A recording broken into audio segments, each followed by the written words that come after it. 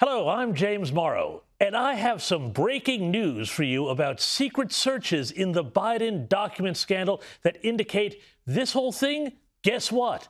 It ain't over yet, and which once again put paid to the president's claims to be running the most truly transparent White House in, well, history. More on that in a moment.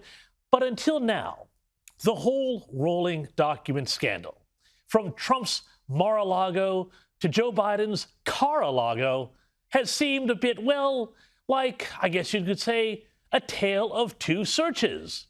It was the best of times if you're a Democrat.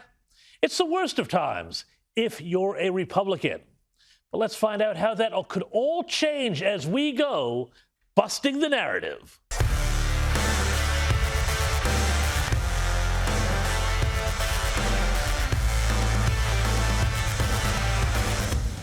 All right, so let's get to the breaking news I promised you. Well, up until now, the Biden document scandal has had three elements.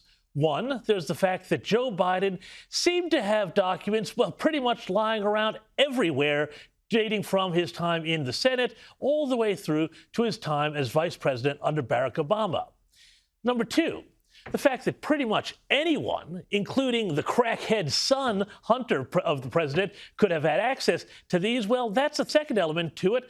And the third element of the scandal has been this, that Biden and his lawyers, who it must be said likely did not have any of the sort of security clearance necessary to even look at classified material, well, that they seem to be allowed to simply self-report what they found, while Donald Trump, of course, famously had his Mar-a-Lago compound raided by the FBI, with the Justice Department leaking the notion that, who knows, even nuclear codes might have been stored in Melania's underwear drawer or something like that.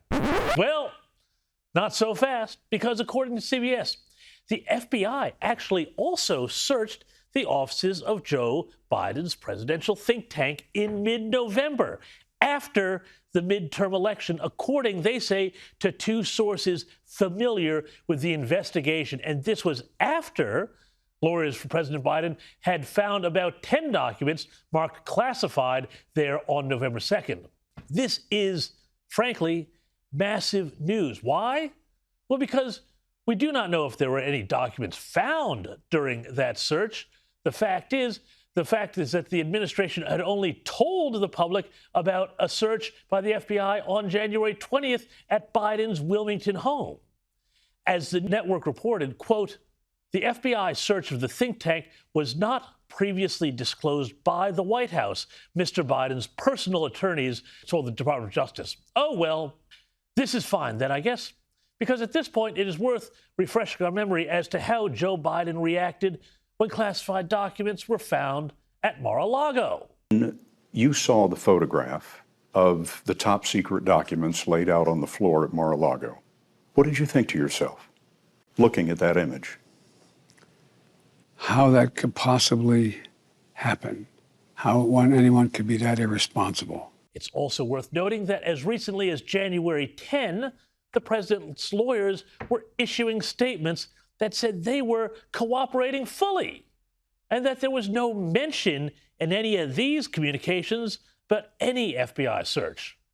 Meanwhile, as a special counsel continues to look into the scandal and the whole issue, I suspect, frankly, as a feint to keep congressional Republicans from digging too deeply into it, Joe Biden, it seems, doesn't even seem to know what's going on at all.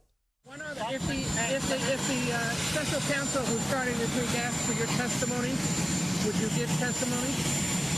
I don't know about Mr. President, And White House spokesperson Karine Jean-Pierre, well, she keeps maintaining the fiction that this remains the most transparent administration since, well, ever, despite trying to keep secret this whole possible search from the FBI.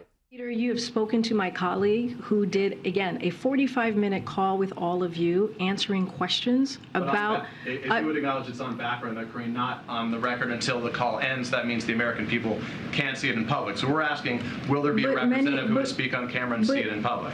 But the call was indeed, he was quoted, it was in papers, it was on networks. Correct, but because they can't witness it happening live, Americans don't get the same transparency into this back and forth. Is the White House having a conversation? Peter, this is just with respect. You guys brought John Kirby in. I'm asking if that conversation exists. The fact that he spoke to all of you reporters who report on this, and then you all reported on it back to the American people, I believe that is transparency. I believe that he shared information, he answered your questions that you believe that the American people wanted to hear.